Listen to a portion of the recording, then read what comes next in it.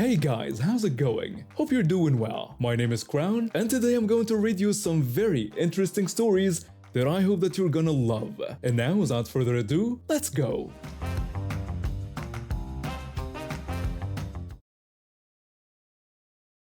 I was sitting at a red light one day when wham, this gray Dodge Ram slams right into my rear bumper. My dash cam caught everything, including this guy getting out of his truck not once, but twice to check the damage. He seemed normal enough at first, apologetic even. The guy walks up to me and I'm already getting out to assess the situation. He tells me he's really sorry about what happened and explains that his insurance rates are already high. He says he'd rather just handle this between us if that's okay with me. I tell him sure I've done that before and it's no problem as long as he's willing to pay for the damage. He promises he will and asks me to just get an estimate and send it to him. We exchanged information. I took pictures of both vehicles, his insurance card, and his license plate. Everything seemed straightforward. The damage wasn't too bad, just a dented bumper and some scratches on my truck. The next week I took my truck to the shop I always use. They gave me an estimate for about $1,000, which seemed reasonable. I emailed him a copy, and that's when everything went to hell. Radio silence. Complete radio silence. I waited 3 days, sending texts and calling. Nothing. That's when I knew I was dealing with a real piece of work. I called his insurance company to file a claim, and that's when I got the first real shock. The insurance rep told me they were sorry, but the policy was canceled in March for non-payment. They couldn't honor any claims on this policy. I asked how that was possible when his card said it expired July 1st. The rep explained that while the card might show that date, the policy itself was terminated months ago. There was nothing they could do. I was furious. This guy had been driving around with fake insurance for months, and now I was stuck with a $500 deductible, even though I wasn't at fault. I tried calling and texting him relentlessly, but he'd completely ghosted me. That's when I decided to take him to court. I went to Denver County Court and filed for small claims, then headed to the sheriff's department to have him served. This is where things got even more ridiculous. The address on his insurance card was fake, completely made up. The deputy I was working with was about as helpful as a screen door on a submarine. I had to ask him 4 times to run the license plate, and when he finally did, it came back to the same bogus address. The deputy told me that without a real address, there was no way to serve him. My hands were tied. I asked if he just gets away with it then, and the deputy said, unless I could find him myself, yeah, pretty much. I felt completely defeated. This guy was going to cost me $500 and just disappear into thin air, but I wasn't ready to give up just yet. A few weeks later, I decided to do some detective work of my own. I googled his name along with Denver and found something interesting, a review site where someone was complaining about landscaping work done by a guy with the same name. The review mentioned he did a terrible job on their patio. I called the landscaping company mentioned in the review. I told them I was looking to get some yard work done, and I heard they had a guy there who's really good at this stuff. I mentioned his name and asked if he was the one I was thinking of. The receptionist confirmed that yes, he was great at landscaping work. I then asked if he was the one with the gray Dodge truck, and she said yes, that was him. My heart started pounding. I'd found the jerk. I called the deputy and gave him the business address. Within an hour, they were on their way to serve him the paperwork. I thought I had him. But when the deputy called me back, I got more bad news. He told me they went to the address, but no one was there. The place looked pretty much empty. He offered to try again tomorrow, but I could tell he wasn't optimistic. He suggested leaving the papers at the station so I could try to serve him myself if I wanted. I enlisted my co-worker Dave to help me serve this guy. We drove to the business address, this run-down 2-story building that looked like it hadn't been updated since the 70s. The guy's office was on the 2nd floor, and when we got there, it was dead quiet. Dave knocked on the door, but there was no answer. We looked through the mail slot and saw what had to be the saddest excuse for an office I'd ever seen. Just a tiny space with one desk and an old computer. No phone, no lights on, nothing. We went downstairs to a phone repair shop and Dave asked one of the workers if they knew where we could find this guy. The phone shop guy asked if we were there to serve him. Dave laughed and asked how he knew that. The man told him that they get people in there every week trying to serve the same guy. That guy had been dodging process servers for years. That's when I realized I was dealing with a professional scumbag. This wasn't his first rodeo. Someone on Reddit suggested I check Colorado's Secretary of State website, which showed another business address for him. We drove there, but it was another empty office space. I was starting to feel like I was chasing a ghost. That's when I got really desperate and hired a private investigator. Within an hour of giving him all the information I had, he called me back with a full background report. The investigator explained that this guy had been running scams all over Colorado since 1997. He'd had at least 12 different businesses, all with fake addresses and disconnected phone numbers, multiple liens and judgments against him, 2 bankruptcies, but he somehow sold a business for over $600,000 in 2013. Classic money laundering setup. Even with all that information, we still couldn't find an actual address where he lived. I was ready to give up when the investigator called me back. He told me he found something. There was a house in Commerce City where the utilities were in his name, even though it was owned by someone else. He thought it might be worth checking out. I drove to the address, which was in this gorgeous neighborhood near a golf course. House is worth $500,000. Easy. And sitting right there in the driveway, 2 houses down from the address, the gray Dodge Ram with the exact same license plate from my photos. I called the investigator and told him the guy was there, that the truck was in the driveway. I asked what we should do. He told me to meet him at the grocery store down the street and he'd serve him right now while we knew where he was. We had a plan. The investigator would park across the street and get a visual confirmation, then serve the papers. I parked a few houses away. When the investigator's car stopped, this guy comes walking out of the house and starts loading his truck. The investigator got out and walked up to him. He asked if he was the guy we were looking for, and the man said no. The investigator then asked if that person lived there. And again, the guy said no, nobody by that name lived there. The investigator told him that was interesting because he knew what he looked like, and his plates and vehicle matched up to him. The guy then asked if he was profiling him. The investigator told him not to pull that crap with him. Surprisingly, the guy just said, okay. Just like that, the investigator handed him the court papers. We got him. After weeks of chasing this ghost, we finally served him. The guy looked right at me when he walked back to the house, and I gave him the biggest smile I could manage. The investigator and I met around the corner to handle the paperwork and payment. While I was signing the documents with my truck still running, I heard my phone ring through the Bluetooth. I walked back to check it and saw a private number on the screen. My adrenaline shot up because there was no one else who would call from a private number at that time. I answered the phone while the investigator scrambled to start recording. A calm, smooth voice asked what was up, but used a racial slur. I responded with an expletive I won't repeat here. The guy then threatened to come to my house that night and said he was going to come after me. I asked how he knew where I lived since I had left my address off his copy of the service notice. He said it didn't matter, and that I better watch my back. When I started to respond, he hung up. The investigator wasn't able to record the exchange, but he pointed to my dash cam, the thing that had already been quite useful. It was running the whole time with audio. On the way home, I called 911 to report the threat, hoping I could get him arrested. The police officers were, unfortunately, unhelpful. They told me it wasn't a real threat because he didn't use words like gun or knife or even hurt. They refused to come out but said I could request a restraining order on Monday. It was Friday night and a piece of paper wasn't going to do much anyway. I went home and did a quick Google search. If you type in my name and zip code, which was on the paperwork he received, my home purchase is public record. The very first result shows my address. Great. I started packing weapons into my truck, set my home security cameras to record, talked to my neighbors, had my roommate go to her friend's house for the weekend, and left. I met up with the investigator, who tried several times to get the police to at least file a report, but they wouldn't.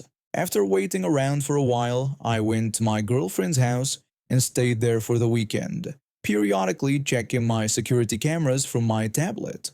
Fortunately, he didn't show up, and my neighbors didn't report seeing a gray Ram driving around the area. I laid low for the next 3 weeks. My bumper got fixed, And this morning I walked into the courtroom with my pages of documents, videos, and audio recordings and waited. The guy didn't show up, and the surprisingly rude judge ruled in my favor by default for a total of $1,067.88. My next step is to have the investigator go back and serve him with interrogatories, paperwork that forces him to declare any assets, banking accounts, and other financial information. If he's served the interrogatories and doesn't comply, a bench warrant gets issued for his arrest. I'd been working dead-end jobs for years, jumping from one temporary position to another. Finally, at 28, I landed a steady position at a logistics company. My wife worked part-time at a local bakery, and with our combined income, we could finally afford some of the things we'd been putting off. The biggest issue was transportation. We only had one beat-up old Volkswagen that barely passed its yearly inspection. With my new job requiring me to be at the office every day and my wife needing to get to work on the other side of town, we desperately needed a second car. After doing some research, we decided on a new Renault Twingo. It was small, economical, and perfect for city driving. The car cost about 12,000 euros, which was a significant investment for us, but we figured it would last us years, and the reliability would be worth it. When we went to the Renault dealership in the south of our city, the salesman was all smiles and handshakes. He explained the deal to us with enthusiasm, telling us we could finance a small portion of the car for 3 years at 0% interest, which sounded amazing. There were only 2 requirements we had to agree to. First, we had to get our financing through Renault directly. Second, the car came with 3 years of maintenance included in the price. The salesman bragged about what a fantastic deal this was, claiming we wouldn't find 0% financing anywhere else. He insisted the 3-year maintenance package alone was worth at least 1,500 euros. The maintenance part especially appealed to us. We'd both heard horror stories about unexpected repair bills, and knowing that everything would be covered for 3 years gave us peace of mind. We signed the contract and drove our shiny new Twingo home. For the first year, the car ran perfectly. It was reliable, fuel efficient, and exactly what we needed. When it came time for the first service, I made an appointment and dropped it off on a Tuesday morning before work. The service advisor was friendly enough when I brought the car in. It had about 12,000 kilometers on the odometer, which seemed about right for a year of driving. He asked if there was anything specific I'd like them to check, or any problems I'd noticed. I told him there was nothing specific, and that he should just do whatever needed to be done for the regular service. I realize now how naive that was. I went to work and didn't think much about it until I got a call in the afternoon saying the car was ready. I drove over after work to pick it up, expecting to just grab the keys and head home. When I walked into the service area, something felt off immediately. Instead of the usual single service advisor, there were 3 rather large, intimidating-looking men standing behind the service desk. They all seemed to be focused intently on me when I approached. The service advisor slid a piece of paper across the counter toward me. When I looked at the bill, I was shocked. 1,000 euros. For a 1-year-old car with only 12,000 kilometers that had been running perfectly. I stared at the bill for a moment, processing what had happened. They'd obviously seen an opportunity when I told them to do whatever they needed to do. The 3 men standing there weren't coincidental either. They were clearly there to intimidate me into paying without questioning anything. But they'd made one crucial mistake. I politely asked for my car keys. The service advisor immediately told me I needed to pay the bill first. I disagreed and asked again for my keys. He insisted I couldn't take the car until I settled the bill, but I kept requesting my keys politely. The 3 men moved closer to the counter. One of them crossed his arms and stared at me. They were obviously trying to make me feel uncomfortable and pressured to just pay up and leave. I continued asking politely for my car keys while they kept insisting I had to pay first. The service advisor argued that they had done the work and I had authorized it, so I needed to pay. I acknowledged that I understood they had done work, but I still needed my keys. This went back and forth for several more minutes. Their voices started getting louder, and the atmosphere became more tense. The 3 men were clearly getting frustrated that their intimidation tactics weren't working. Finally, when one of them took a step toward me, I decided it was time to end this charade. I suggested that before this went any further, they might want to check the contracts I signed when I bought the car. The change in their expressions was instant. All three men suddenly looked uncertain. I explained that when I purchased the vehicle from this very dealership, there were two conditions in the financing agreement. One was that I had to finance through Renault. The other was that 3 years of maintenance was included in the purchase price. I watched the color drain from their faces. The service advisor started frantically shuffling through papers behind the counter, mumbling that he needed to check something. All three of them huddled together, whispering urgently. Then they disappeared into the back office, leaving me standing alone at the counter. I could hear muffled conversations and what sounded like someone making phone calls. 10 minutes passed. I stood there patiently, occasionally hearing raised voices from the office. Finally, the service advisor emerged, looking embarrassed and defeated. Without a word, he handed me my keys and apologized for the confusion. I thanked him for the service and told him it was no problem. I walked out to my car, got in, and drove home. My wife was waiting to hear how much the service had cost. When she asked about the bill, I simply told her nothing because it was covered under our maintenance agreement. I never told her about the attempted scam or the intimidation tactics. There was no point in worrying her about something that was already resolved. For the next 2 years, I continued taking the car to the same dealership for its scheduled maintenance. The bills for the second and third services were between 300 and 400 euros each, which was obviously what the actual work cost. The 1,000 euro bill from that first visit had clearly been padded with unnecessary services and inflated charges. When the 3-year period ended and I received the title to the car, I traded it in. But I didn't go back to Renault. I bought a different brand entirely, from a dealership across town that had a reputation for honest dealing. The company I worked for was pretty flexible, so I set up my office on the back patio of my little house. It was nice working outside unless it rained. The house came with some serious fencing. The front had a 10.5-foot fence, the sides were 8 feet tall, and the back had a 10-foot chain link fence. I thought it was overkill when I first moved in, but I grew to appreciate it later. My dog was the best part of moving to that house. She was a German Shepherd and Rottweiler mix, and at 1 year old she already weighed 120 pounds. Most people were intimidated when they first saw her, but she was actually the sweetest dog you could imagine. I had spent months training her, and she was incredibly well behaved. The only problem was that she loved to wander off and play with the neighborhood cats and squirrels, so I always kept her on a leash when we were outside. The high school was about 3 blocks away, and the kids used the alley behind my house as a shortcut.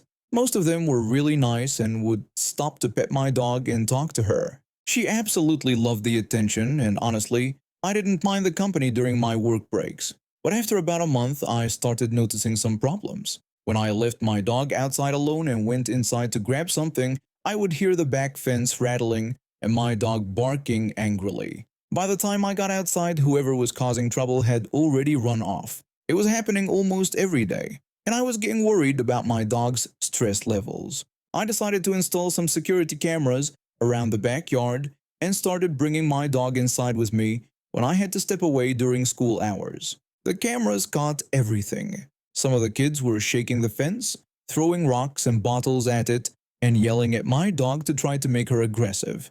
They thought it was funny to see her get upset. One afternoon, I had to run inside quickly to grab a file for a client call. I was only going to be gone for maybe 30 seconds, so I left my dog outside. When I got to my desk, I heard the fence rattling and my dog started barking like crazy. I dropped everything and ran back outside. There was a kid with a rock in his hand, getting ready to throw it at my dog. 4 other kids were standing around laughing and encouraging him. I was absolutely furious. I walked over to my dog and asked the kid if he had ever wondered why I kept my dog chained up in a fenced yard. The kid just stared at me with this cocky expression, still holding the rock. I told him that she wasn't chained up to keep her in, but to keep her from getting to him.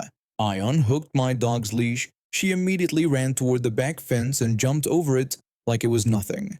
All 5 kids started screaming and running down the alley fast. My dog was right behind them, barking and chasing them. I let her chase them for about half a block before I whistled for her to come back. She trotted back to me with her tail wagging, looking absolutely pleased with herself. I checked her over to make sure she wasn't hurt, gave her a treat, and we went back to work. About 2 hours later, I heard someone pounding on my front door. When I opened it, there was a woman I'd never seen before with the same kid who had been throwing rocks at my dog.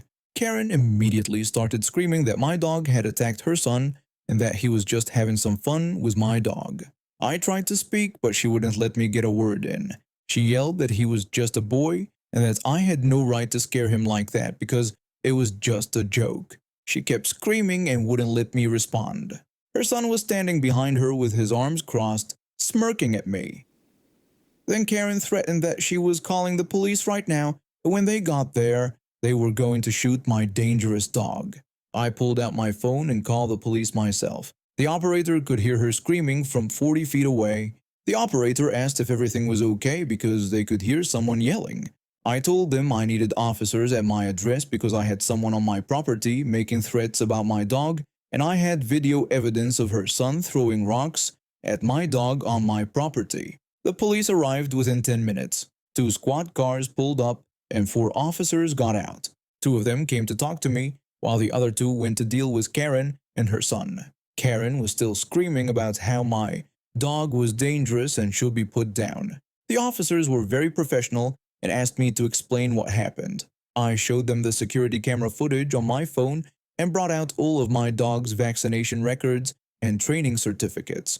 One of the officers asked if I wanted to press charges for trespassing and animal cruelty. I told him absolutely yes. Meanwhile, my dog was getting attention from the officers, and she was loving every minute of it. She has this habit of pulling her lips back in what looks like a smile when she's happy, and the officers thought it was hilarious. The 3 of us, with my dog on her leash, walked over to where the other 2 officers were talking to Karen and her son. We were about 10 feet away when something changed. My dog suddenly stepped in front of me and started growling. The hair on her back stood up, and her face completely changed. She looked absolutely terrifying. Karen screamed that my dog was trained to attack black people and that I was racist. I called over one of the officers who had been talking to me. I told him quietly that my dog only acted like this when someone was carrying a weapon because she had been trained to detect guns and knives. The officer looked at Karen and her son, then back at my dog, who was still growling and showing her teeth. He told Karen that he was going to need to search her and her son for weapons. Karen yelled that he couldn't do that and that this was harassment. The officer explained that they had reasonable suspicion and told her to put her hands behind her back. Karen completely lost it. She started screaming even louder and tried to run. The other officers had to physically restrain her while they searched her purse.